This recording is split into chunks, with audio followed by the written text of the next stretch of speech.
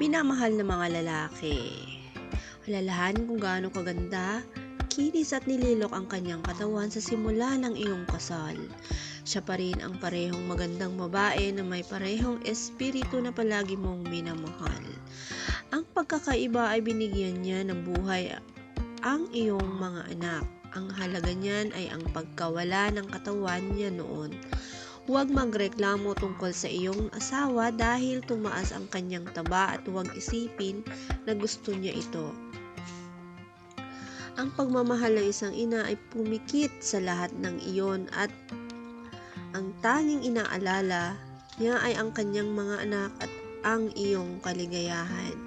Alalahanin na ang tiyan na ito ay dating mainit na tahanan na yumakap sa iyong mga anak sa loob ng 8 na buwan.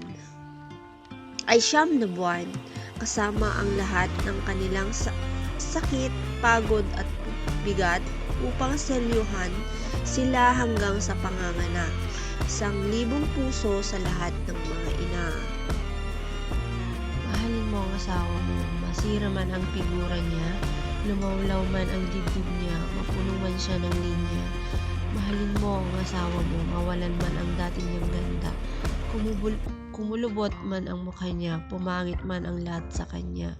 Mahalin mo ang asawa mo, irespeto mo siya, alagaan mo siya, at higit sa lahat, huwag mo siyang ipagpapalit sa iba dahil ikaw din naman ang dahilan kung bakit nag-iba ang kanyang itsura.